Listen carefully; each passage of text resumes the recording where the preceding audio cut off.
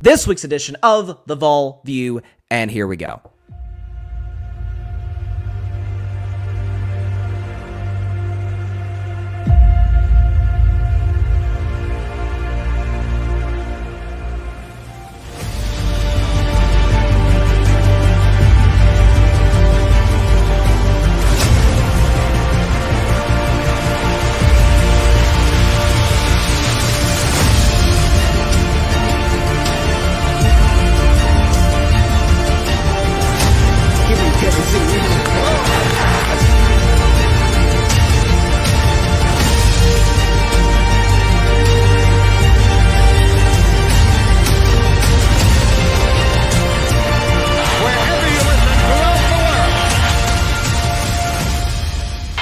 Football time in Tennessee.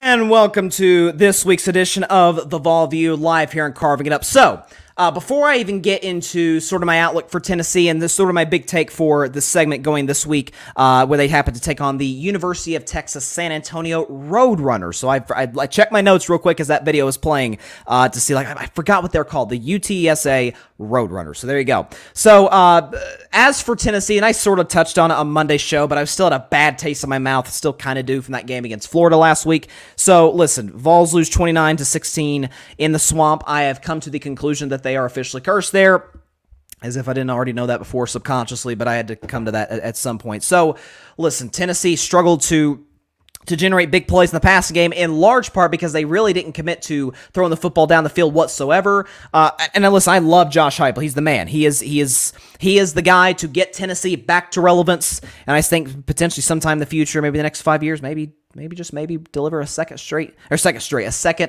national title game appearance and win, potentially for my Vols. Anyways, I can dream, can I? But listen, Tennessee last week against Florida struggled badly, plays in the passing game, struggled to protect the quarterback, protect Joe Milton, which is sort of we'll get to in just a moment, and then defensively struggled badly against Florida in their running game. Florida ran for 183 yards. Something else, too, that plagued Tennessee was they only had one turnover, but they had 10 penalties to Florida's 5. And Florida's 5 penalties went for 30 yards. Tennessee's went for 79. A lot of undisciplined penalties, jumping off sides on 4th and inches. Florida, anytime they took shots down the field, you had maybe a pass interference. Was it a well-officiated game? Not in the slightest. But that's been a problem all around the SEC, as we've seen by some recent investigating. So it's not just a Tennessee thing, it's an SEC thing. The point is, though, and something that concerns me a lot, not a little bit, but concerns me a lot in terms of my hopes and dreams for this Vols season. Because is the season over? Of course it isn't. The beauty for Tennessee is that the top of the SEC, the contenders, your Georgias, your LSUs, although LSU looked pretty good against Mississippi State last week. Alabama, a lot of people were high on. I wasn't. Not shocked from what I've seen thus far from them. But the top of the conference doesn't look particularly stacked, to put it mildly. But I saw this stat, I think it was yesterday, regarding Joe Milton, and it scares me to death. This is from Ryan McChrystal, who's a great analytics guy on Twitter. I strongly suggest you follow him. He says that when facing pressure, Tennessee's Joe Milton has generated -1 EPA or worse on 58% of his snaps. That's the worst rate in the FBS.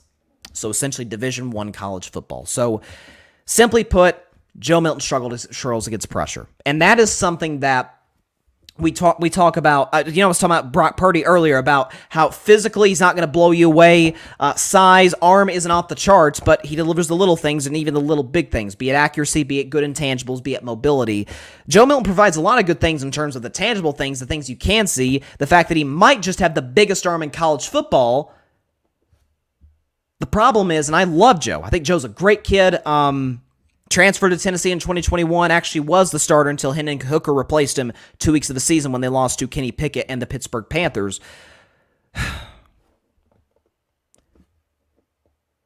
Milton does not have near the intangibles that Hooker did, despite having more talent. Hooker was actually pretty good against pressure. Stood in the pocket, delivered tough throws, could move, and at least had the awareness to move in and outside of the pocket. Again, both guys are mobile. Milton kind of panics, particularly, again, as this stat mentions, against pressure.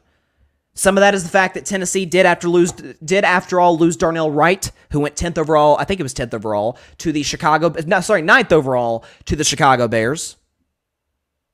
They also happen to not have Cooper Mays, their starting center, who's excellent for us last year. He's been out to start the season. Not quite sure if he'll be back tomorrow.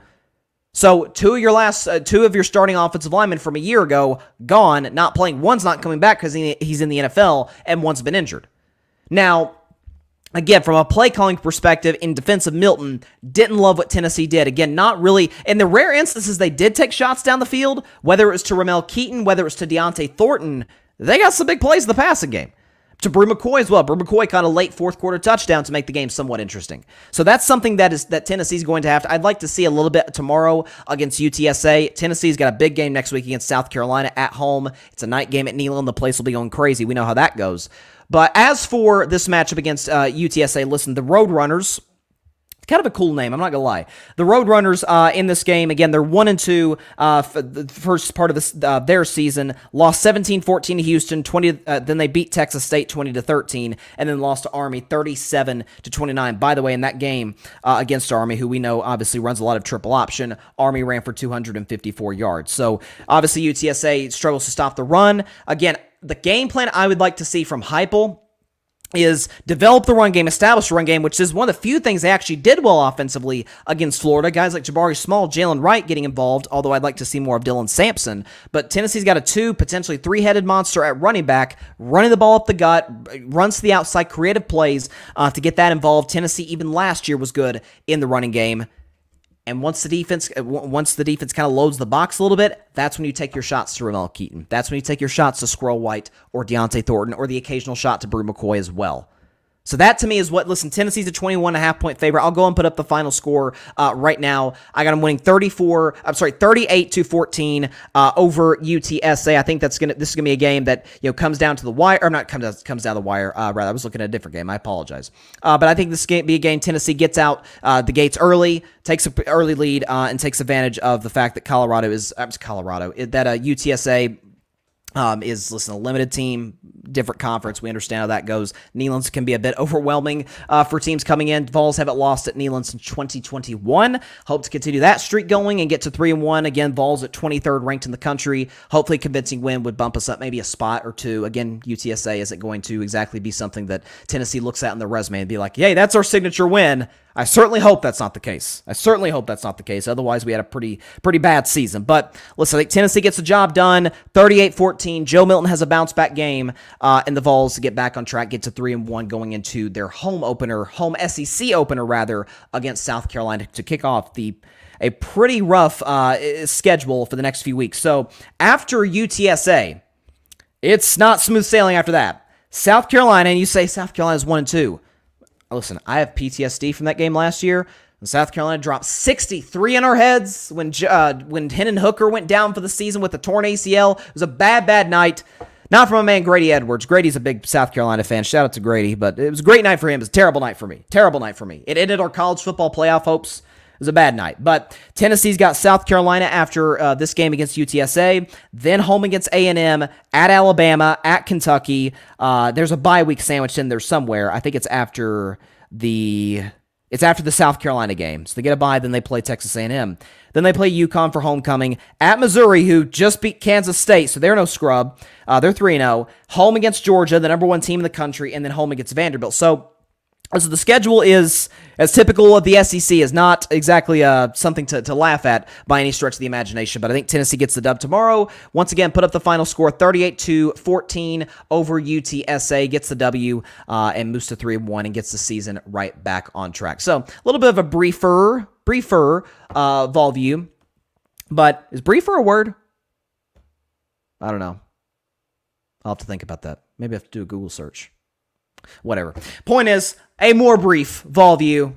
Once again, Bryson Carver. Until next week, hopefully coming in here next Friday at 3-1. I'm certainly assume that we will. That is it for this week's edition of the Vol View. Thanks so much for watching the show on YouTube, and be sure to go click that big red subscribe button and check out the other clips and full shows from Carving It Up Live, as well as our other incredible content creators here on the Grid Network.